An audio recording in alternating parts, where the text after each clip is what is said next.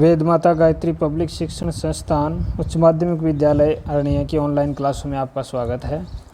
अपन कक्षा 12 रसायन विज्ञान का चैप्टर नंबर 6 जिसका नाम है धातु के निष्कर्षण सिद्धांत एवं प्रक्रम, इसके बारे में अपन अध्ययन करेंगे आज। तो ये जो अपना ये पार्ट है एनसीईआरटी की बुक में है 6वां पार्ट, और ये जो अपने सिलेबस में है ये 2 नंबर का पार्ट है। 2 नंबर के प्रश्न इस पार्ट से पूछे जाएंगे। तो इसमें इसका पार्ट आज पार्ट संख्या 1 पढ़ेंगे आज अपन।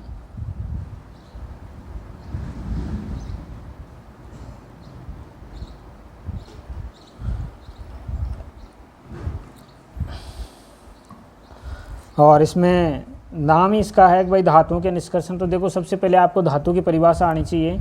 धातु की जो परिभाषा होती है वो होती है भाई धातु, ये लिखना नहीं है अभी आपको। धातु होती है यानी वे तत्व जो इलेक्ट्रॉन त्यागते हैं, इलेक्ट्रॉन त्यागते हैं, वो तत्व सभी धातु कहलाते हैं। वे तत्व जो इलेक्ट्रॉन ग्रहण करते हैं वे तत्व अधातु कहलाते हैं। इलेक्ट्रॉन ग्रहण करने वाले क्या कहलाएंगे भाई? अधातु, ठीक है ना। और इन दोनों के गुण रखने वाले उपधातु कहलाते हैं। तो ये चीज़ें आपको लिखनी नहीं है।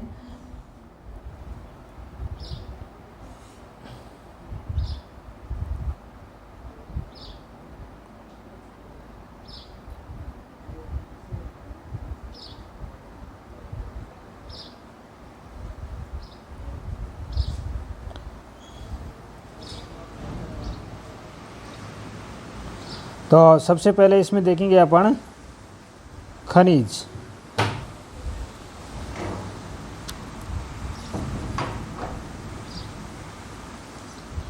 और खनिज में वे पदार्थ यानी कि भूगर्भ से खोदकर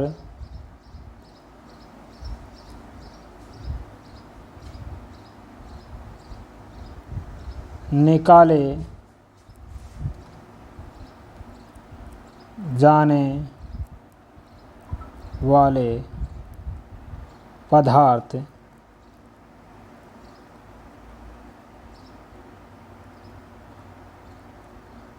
खनिज कहलाते हैं। ये तो है खनिज की परिभाषा, यानी भूगर्भ से खोदकर निकाले जाने वाले पदार्थ खनिज कहलाते हैं। दूसरा जो पार्ट है, दूसरा जो पॉइंट है वो है अयस्क।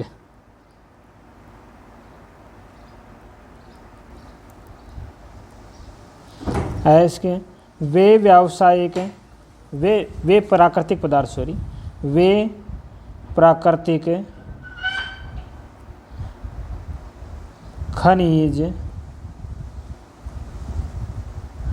वे प्राकृतिक खनिज जिनका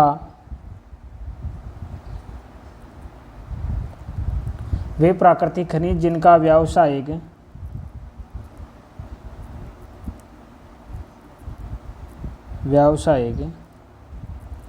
तौर पर या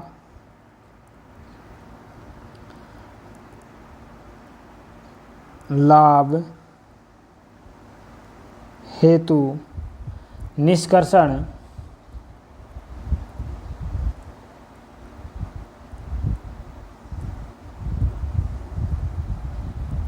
किया जाता है। अयस्क कहलाते हैं।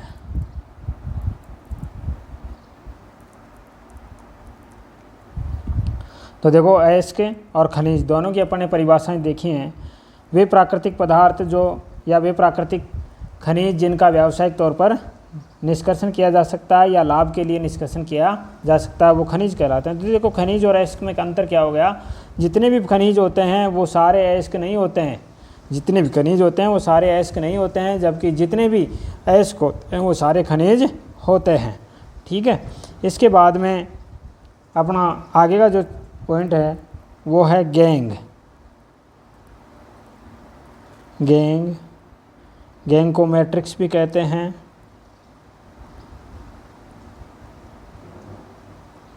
या फिर इसे अधात्री भी कहा जाता है।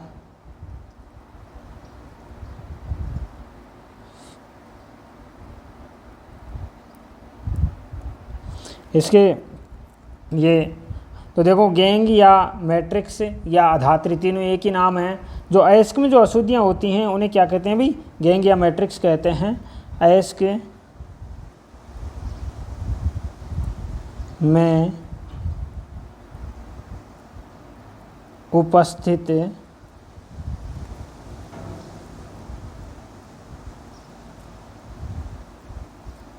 अशुद्धियों को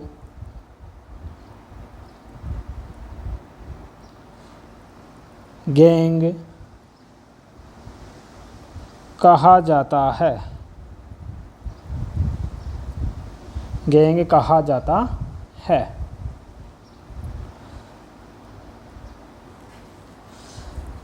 इसके बाद में है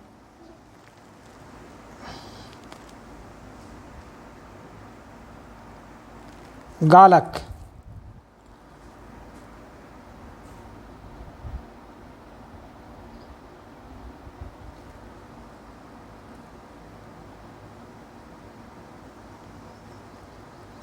गालक तो देखो, गालक वे पदार्थ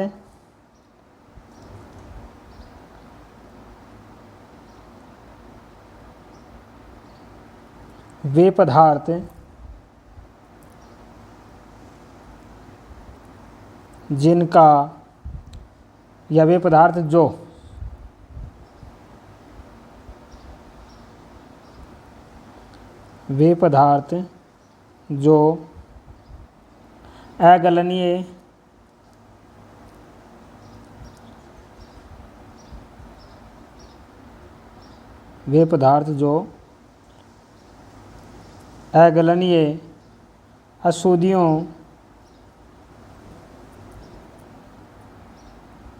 अगलनीय अशुद्धियों को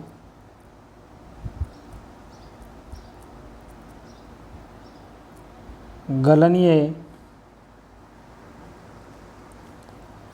अशुद्धियों में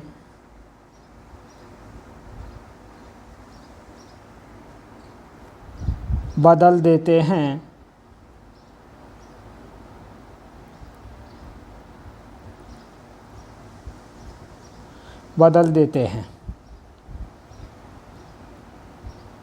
गालक कहलाते हैं। एग्जाम्पल जैसे CaO, कैल्शियम ऑक्साइड है इसका नाम। यह है भाई क्षारीय गालक।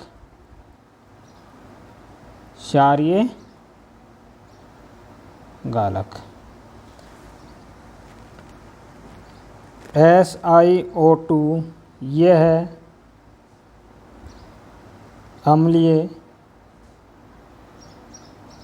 गालक। ठीक है ना। CaO यह है क्षारीय गालक और SiO2 यह है अम्लीय गालक। ठीक है ना। तो ये तो है गालक, यानी वे पदार्थ जो अगलनीय अशुद्धियों को गलनीय अशुद्धियों में बदल देते हैं वो गालक कहलाते हैं। और गालक क्षारीय और अम्लीय होते हैं जब अशुद्धियों की प्रकृति के आधार पर इनका उपयोग किया जाता है कि भाई कौन से गालक का उपयोग कहाँ करना है। इसके बाद में आगे है धातु मल।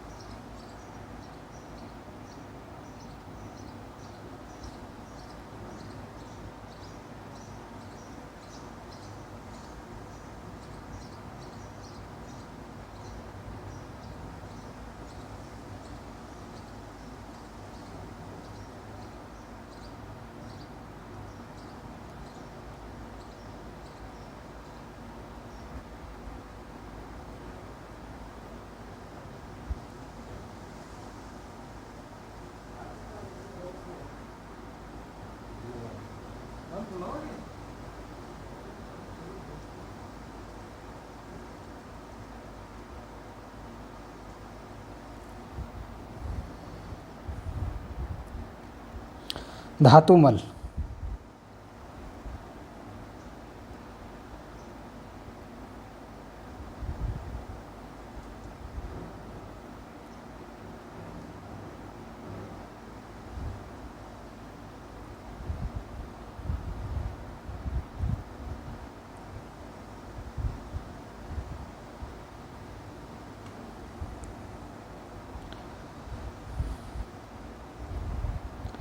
धातुमल यानी अगलनीय अशुद्धियों को धातुमल कहा जाता है।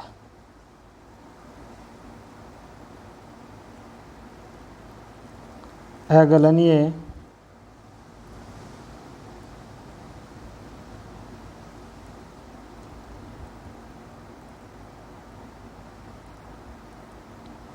अशुद्धियों को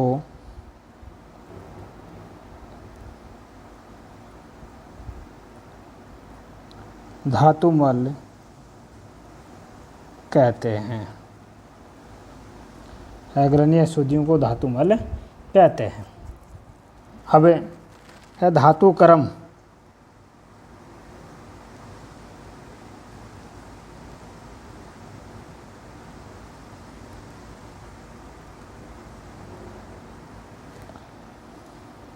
धातु क्रम अयस्क में जो अयस्क से जो धातु निष्कासित करने का जो प्रक्रम होता है उसे कहते हैं धातु क्रम। अयस्क से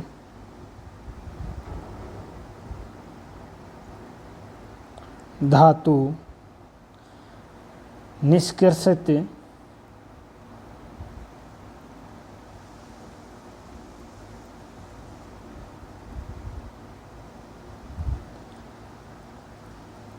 करने का प्रक्रम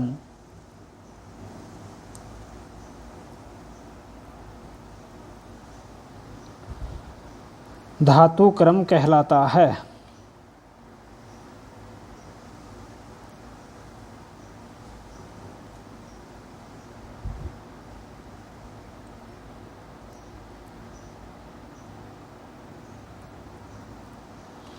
अयस्क से धातु निष्कासित करने का जो प्रक्रम है उसे क्या कहते हैं भाई? धातु क्रम कहते हैं। ठीक है। अब अगला जो टॉपिक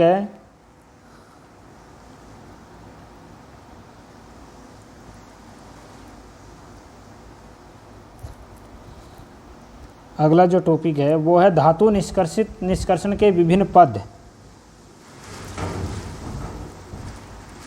धातु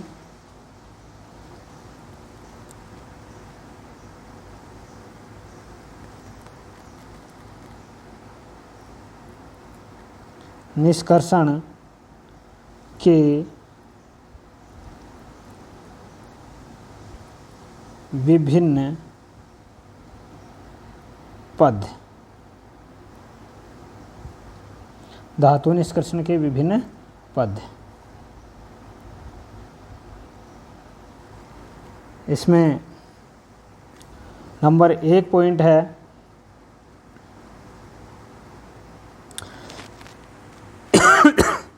नंबर 1 पॉइंट है अयस्क का पीसना एवं चूर्णीकरण।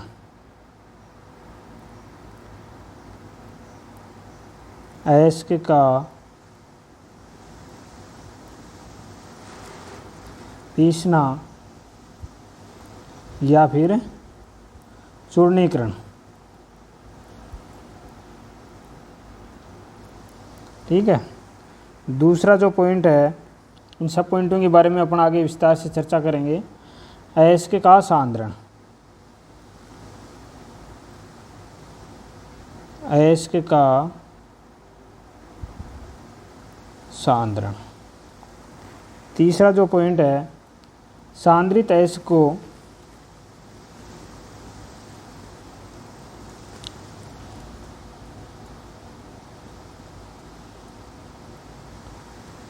सांद्रित अयस्क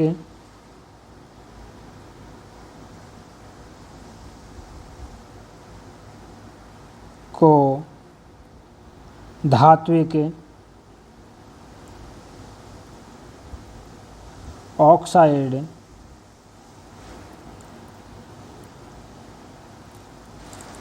में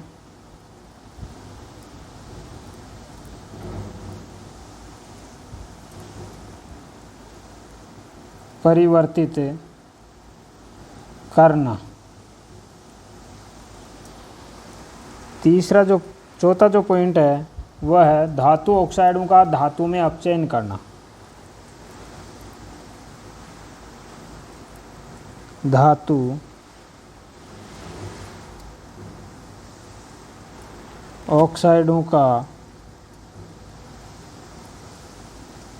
धातु में अपचयन करना।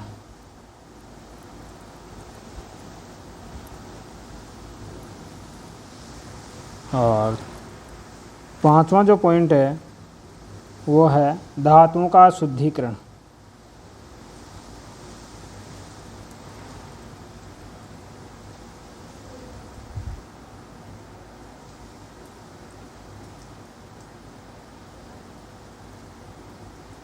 शुद्धिकरण, धातुओं का शुद्धिकरण। तो धातु निष्कर्षण के ये 5 पद हैं। इन 5 पदों के बारे में अपन विस्तार से चर्चा करेंगे। कौन कौन सी विधियों के द्वारा ये पांचों जो पद हैं इनका निर्धारण किया जाता है उनके बारे में इस पाठ में पूरी चर्चा करेंगे। और ये 5वां पद पूरा कंप्लीट होते ही अपना ये लेसन कंप्लीट हो जाएगा। थोड़ा बड़ा है लेसन और 2 नंबर का है वैसे। तो अब इसके नीचे नोट डाल के लिखना है आपको। देखो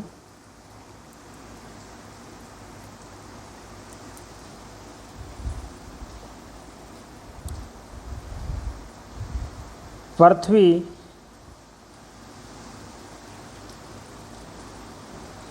पर सर्वाधिक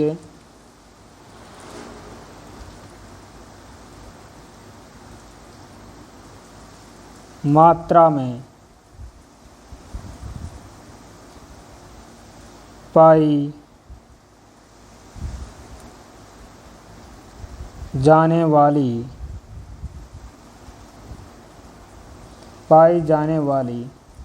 धातु, पृथ्वी पर सर्वाधिक मात्रा में पाई जाने वाली धातु। तो ये जो हैं वो हैं, सबसे पहले नंबर 1 वो है एल्यूमीनियम।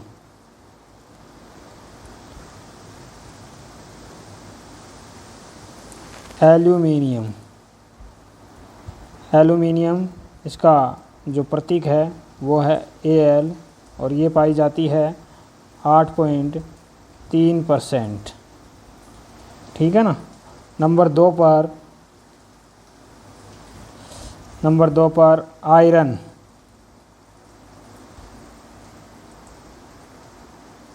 और आयरन का जो प्रतीक है वो है Fe और इसकी जो मात्रा है वो है 5.1%। ठीक है भाई। ये हैं इसके नीचे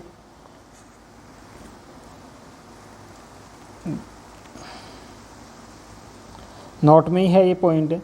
पृथ्वी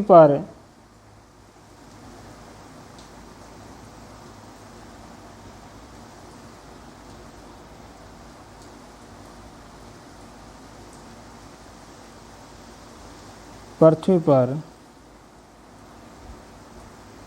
सर्वाधिक मात्रा में पाई जाने वाली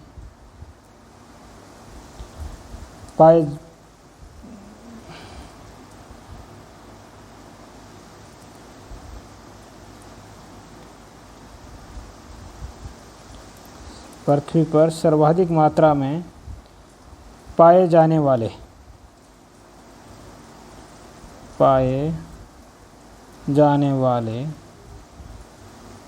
तत्व, इसमें आता है नंबर 1 ऑक्सीजन, प्रतीक है O। नंबर 2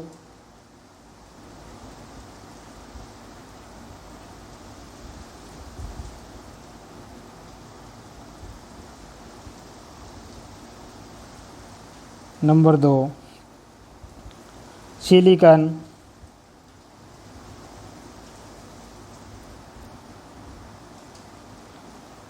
प्रतीक है SI। और नंबर 3 एल्यूमिनियम।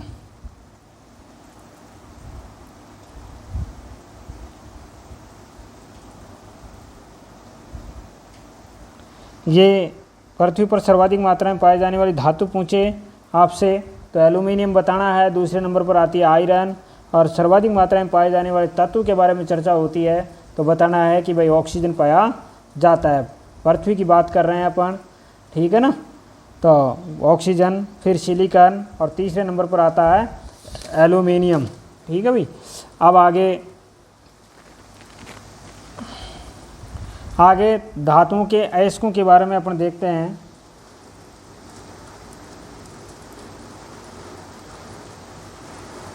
धातुओं के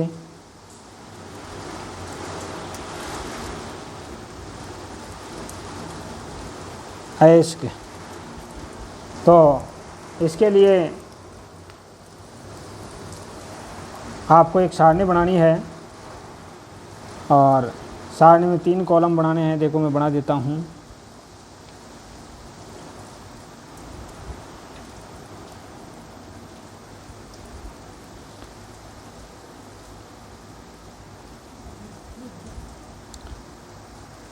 इस कॉलम में तो होगा धातु और यहाँ होगा अयस्क और इसमें होगा इसके संगठन सूत्र। संगठन सूत्र, ठीक है भाई। तो नंबर 1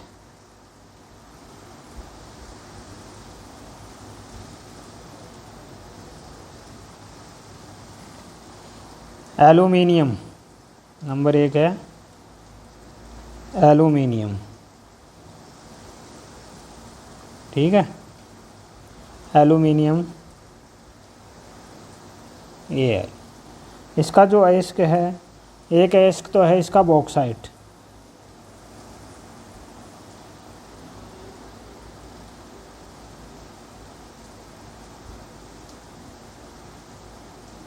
बॉक्साइट, ठीक है ना। इसका सूत्र इसके सामने लिख देते हैं Al2O3 2H2O। ये जो इसके साथ में 2H2O लगा हुआ है एल्यूमिनियम ऑक्साइड है ये, 2H2O इसके क्रिस्टल जल है ये, ठीक है। तो बॉक्साइट का सूत्र है Al2O3 2H2O। दूसरा जो है वो है केओलिनाइट, केलियोनाइट,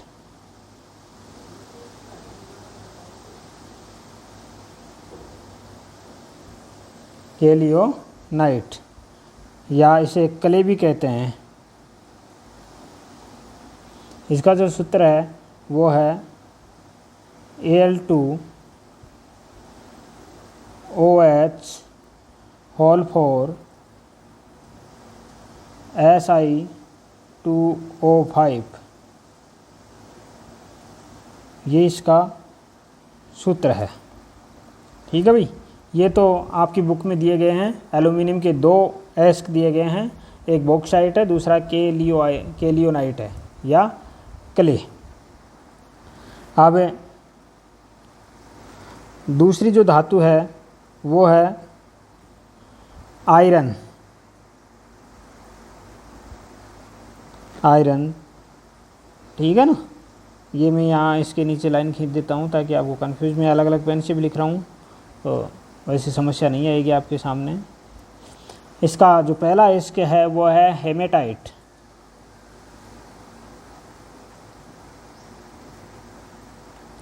हेमेटाइट सूत्र है इसका Fe2O3, ठीक है ना, ध्यान रखना है। दूसरा है इस जो है मैग्नेटाइट, मैग्नेटाइट, इसका जो सूत्र है वो है Fe3O4, ठीक है। तीसरा जो है इसका है वो है आयरन पाइराइड्स, आयरन पाइराइट। और इसका जो सूत्र है वो है FeS2।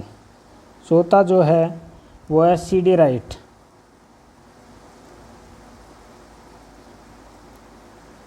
सिडेराइट तो ये है FeCO3। ठीक है भाई, ये अयस्क दिए गए हैं, ये अयस्क हैं आयरन के। ठीक है भाई, इसके नीचे अपन आगे देखते हैं। तीसरी जो धातु है वो है कॉपर। ठीक है, कॉपर का जो प्रतीक है वो है Cu और इसके जो अयस्क हैं वो लिखेंगे number 1 copper pyrite,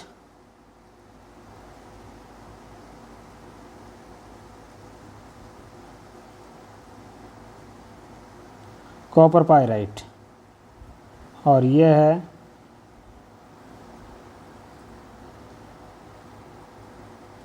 copper pyrite. इसका जो सूत्र है वो है CuFeS2। दूसरा है कॉपर ग्लांस, कॉपर ग्लांस। ये जो सूत्र है इसका है Cu2S। ठीक है ना। तीसरा जो है वो है क्यूप्राइट,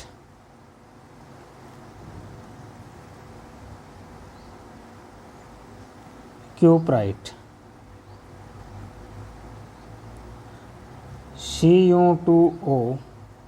और चौथा है इसका अयस्क वो है मेलेकाइट,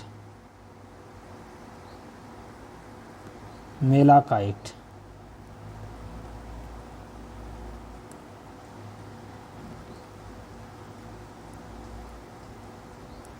इसका जो सूत्र है वो है CuCO3 CuOH2। ठीक है ना, ये इसका सूत्र है। अब ये हो गए किसके भाई, ये हो गए कॉपर के अयस्क। अब चौथी जो धातु है वो है जिंक।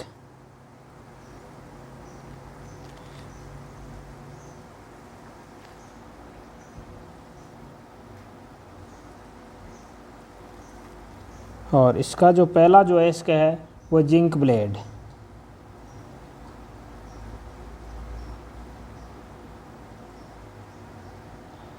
और सूत्र इसका ZnS। ठीक है, दूसरा है वो है जिंकाइट।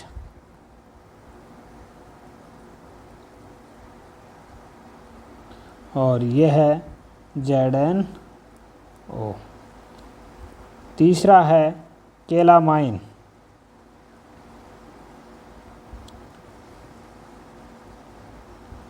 केलामाइन वो है ZnCO3।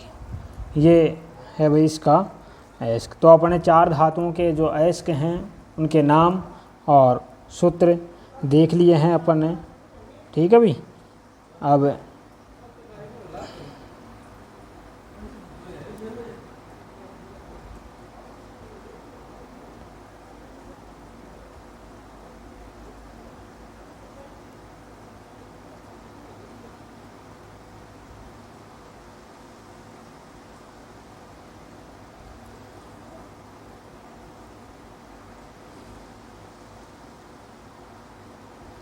ये 4 धातुओं के अपने अयस्क देख लिए हैं।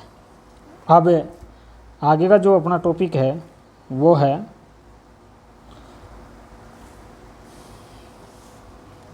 चूर्णीकरण।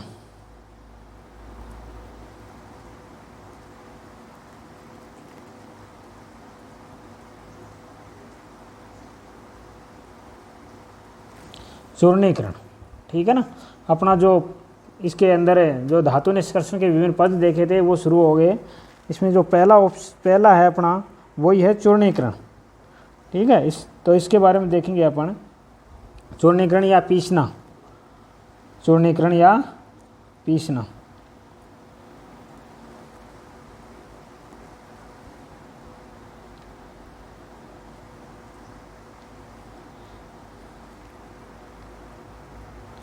चूर्णीकरण या पीसना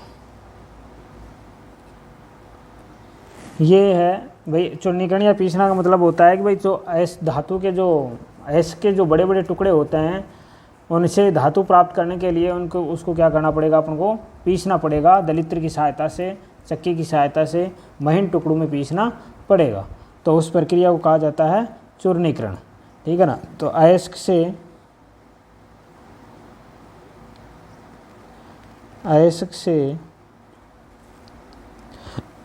धातु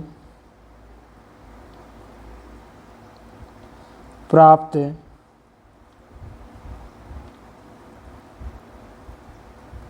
करने के लिए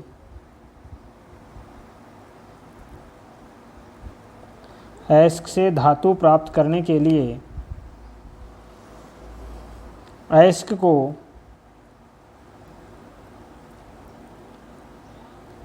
अयस्क को दलित्र की सहायता से, दलित्र जो इन्हें पीसने की जो चक्कियाँ होती हैं वो होती हैं दलित्र की सहायता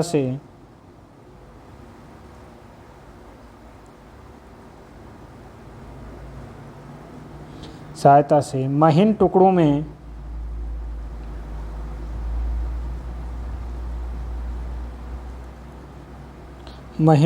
में पीसने की प्रक्रिया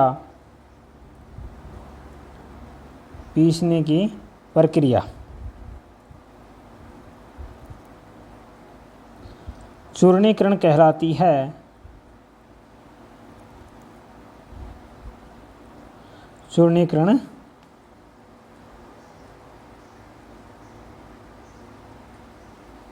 कहलाती है।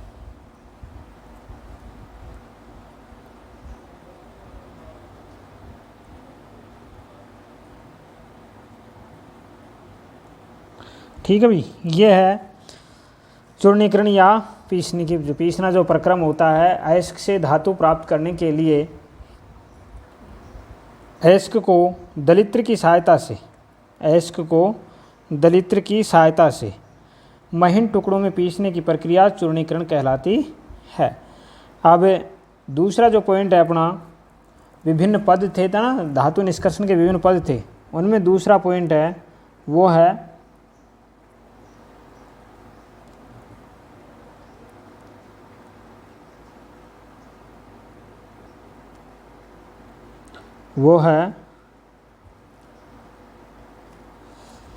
अयस्क का सांद्रण। अयस्क का सांद्रण। और अयस्क के सांद्रण करने के लिए विभिन्न विधियों का प्रयोग किया जाता है। अयस्क की प्रकृति के आधार पर किया जाता है वो भी प्रयोग। तो अशुद्धियों या गैंग को फर्तक करने की जो प्रक्रिया होती है उसको सांद्रण कहा जाता है। अयस्क से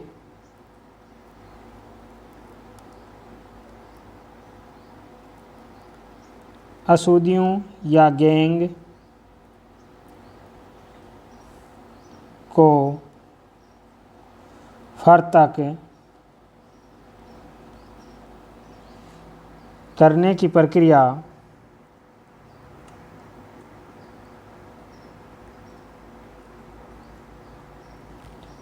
प्रक्रिया सांद्रण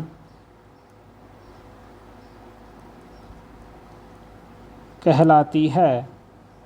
और सांद्रण की निम्नलिखित विधियों का प्रयोग किया जाता है। सांद्रण में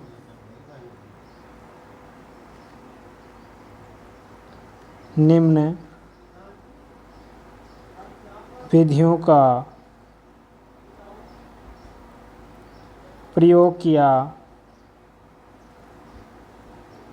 जाता है। ठीक है, तो उनमें पहली जो विधि है वो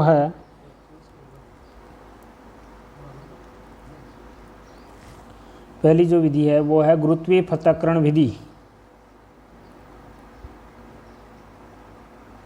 गुरुत्वीय पृथक्करण विधि।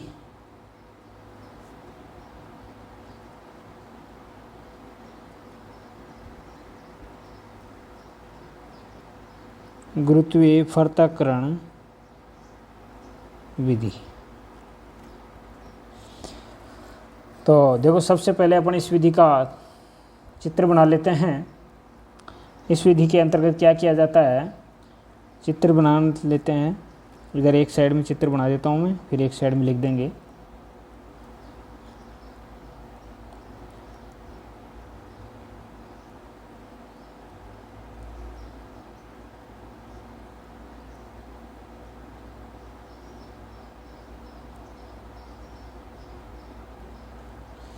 थोड़ा सा आप क्लियरिटी बना लेना। वैसे आपकी बुक में चित्र दिया गया नहीं, लेकिन रखना आपको, क्योंकि चित्र पूछा जाएगा इसमें से एक।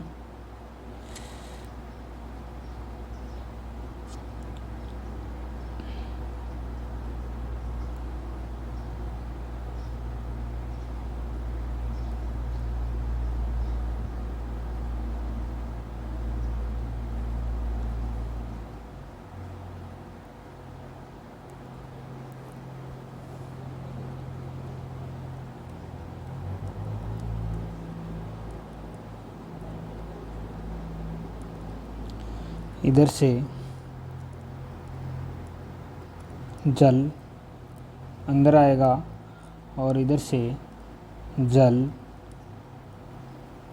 प्लस, ये थोड़ा ढालदार स्थान होता है भाई, है ना, जल प्लस अशुद्धियाँ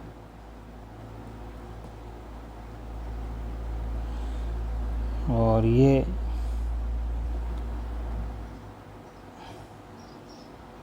ऊपर ये एस्क डालने का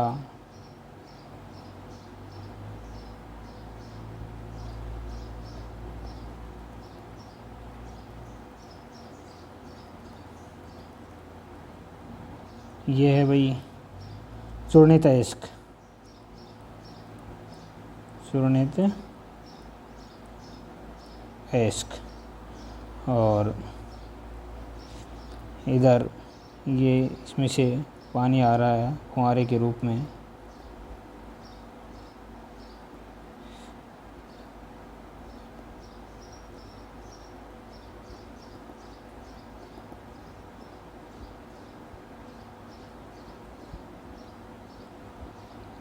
ये पानी का फुहारा है और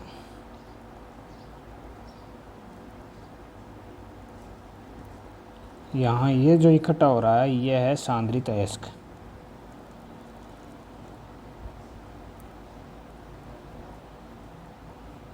सांद्रित अयस्क। तो देखो इसमें क्या होता है, ये है गुरुत्वीय पृथक्करण विधि।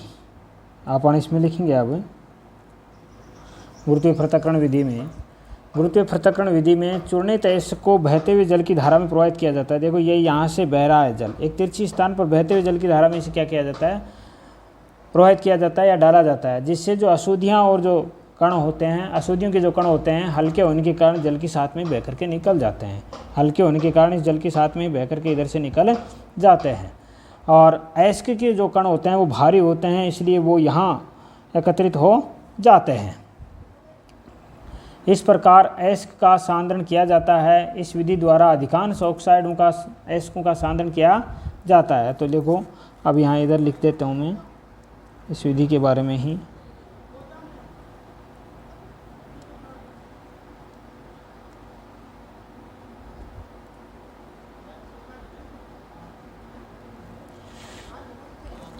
इसमें लिखेंगे गुरुत्वीय पृथक्करण विधि में या इस विधि में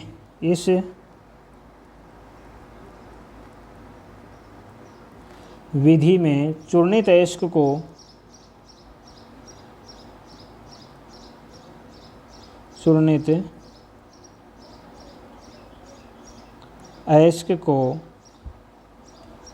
बहते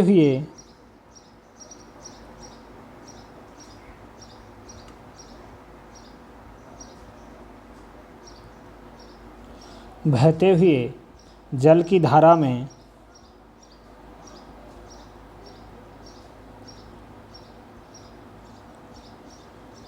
डाला जाता है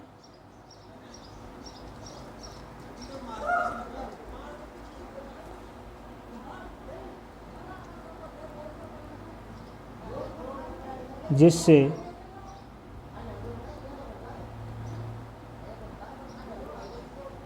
अशुद्धियों के कण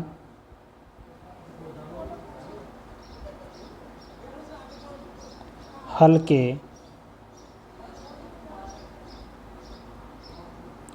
होने के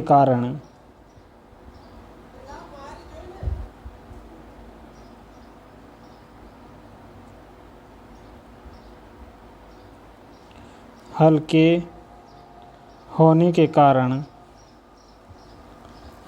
जल के साथ में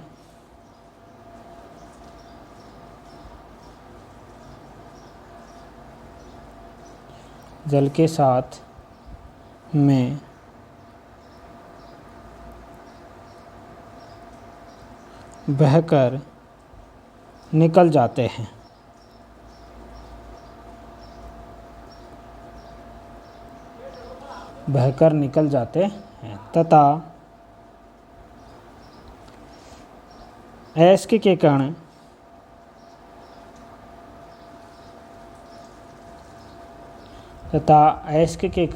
भारी होने के कारण गुरुत्वीय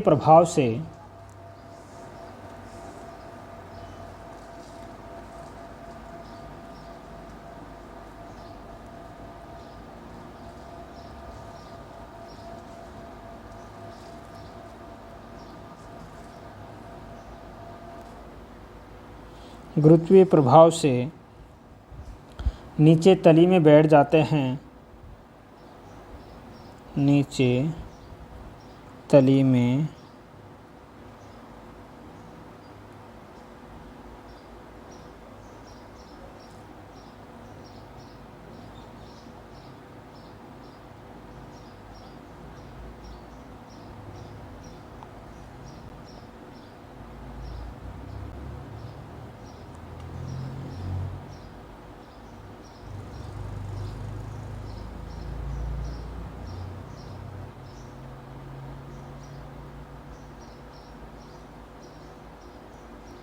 बैठ जाते हैं।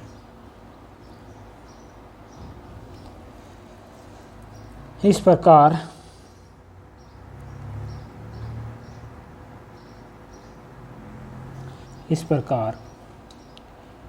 या इस विधि द्वारा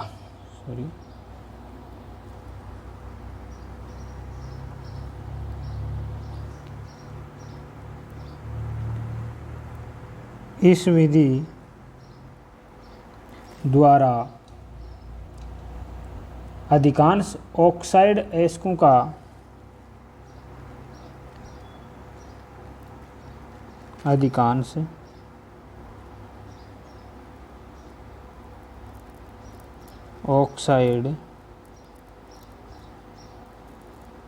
अयस्कों का सांद्रण किया जाता है।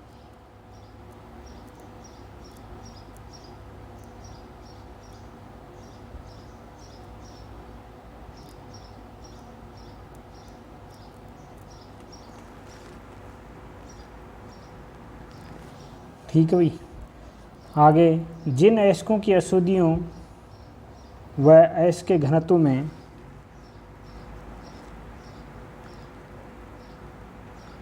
जिन अयस्क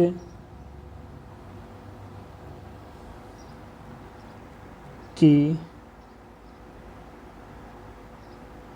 अशुद्धियों व अयस्क के मध्य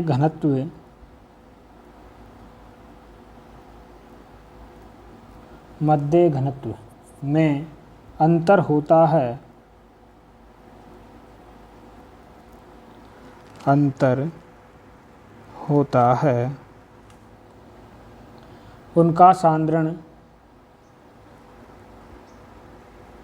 उनका सांद्रण इस विधि द्वारा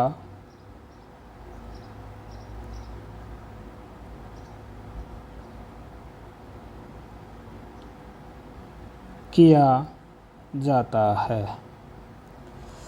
और एग्जाम्पल पूछे आपसे तो बताना है टिन स्टोन,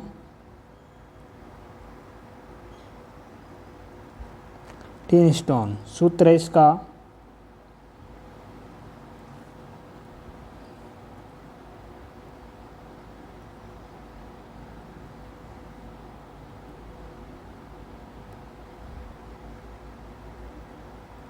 SnO2। दूसरा एग्जाम्पल है लोहा स्टोन,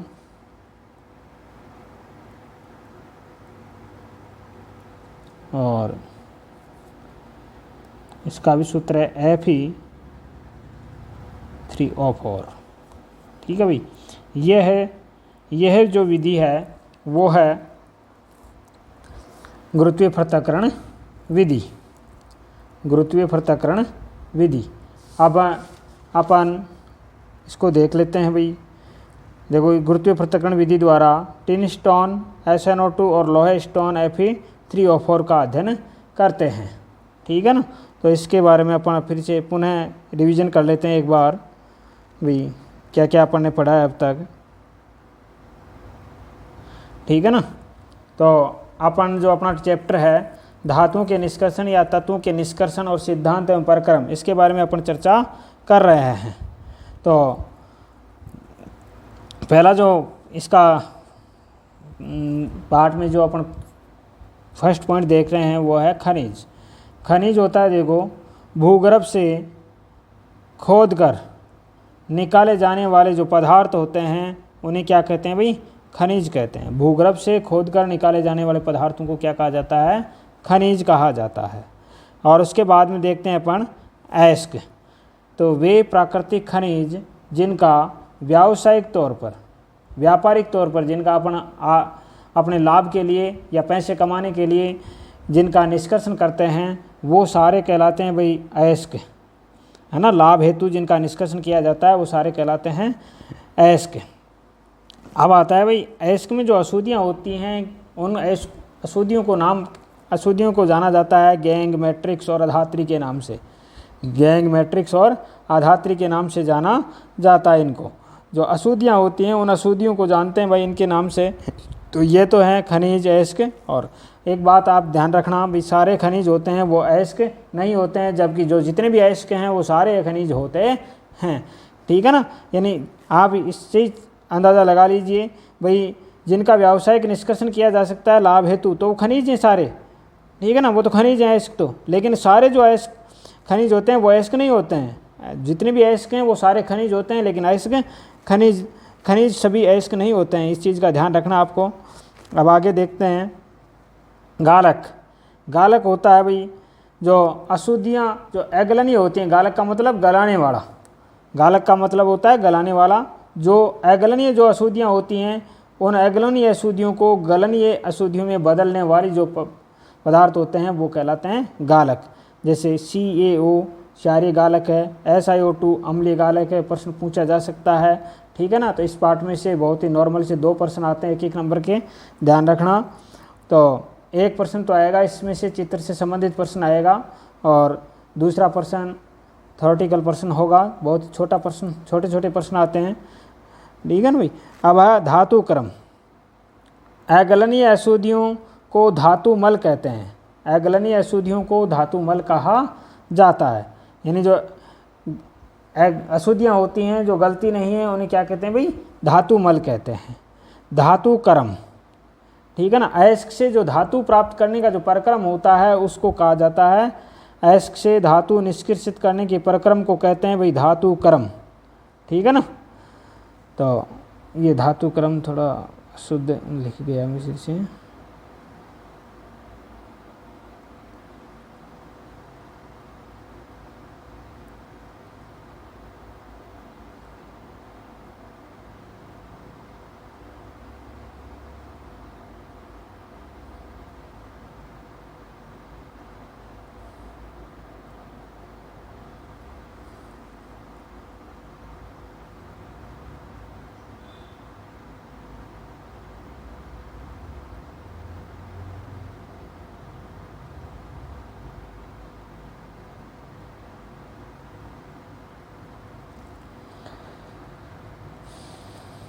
ठीक है भाई, वह ये है धातु क्रम।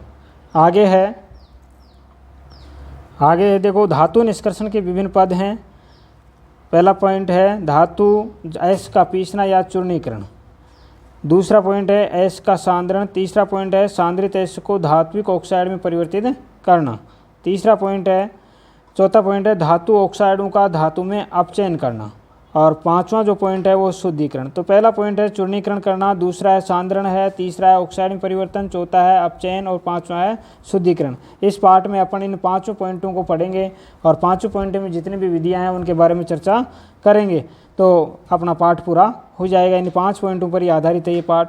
अब इसके नीचे देखो मैंने नोट डलवा के लिखवा दिया आपको। पृथ्वी पर सर्वाधिक मात्रा में पाई जाने वाली धातु एल्यूमिनियम है, 8.3% है। आयरन है वो है 5.1% दूसरे नंबर पर। पृथ्वी पर सर्वाधिक मात्रा में पाए जाने वाले तत्व ऑक्सीजन, सिलिकॉन, एल्यूमिनियम। सबसे ज़्यादा ऑक्सीजन है, फिर है सिलिकॉन और फिर है एल्यूमिनियम।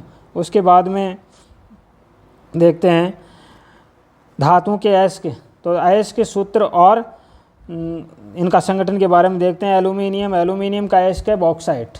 एल्यूमिनियम का अयस्क क्या है भाई, बॉक्साइट। सूत्र प्रतीक है एल्यूमिनियम का Al और केओलिनाइट। तो बॉक्साइट का जो सूत्र होता है वो होता है Al2O3 2H2O और के लियोनाइट का सूत्र होता है वो होता है Al2OH होल 2 Si2O5। और फिर है आयरन। आयरन का जो अयस्क होता है, पहला अयस्क वो हेमेटाइट, Fe2O3 सूत्र है इसका। और फिर है मैग्नेटाइट, इसका सूत्र है Fe3O4। और आयरन पायराइड, इसका सूत्र है Fe(S2). सीडेराइट, इसका सूत्र है FeCO3। ये हैं आयरन के अयस्क।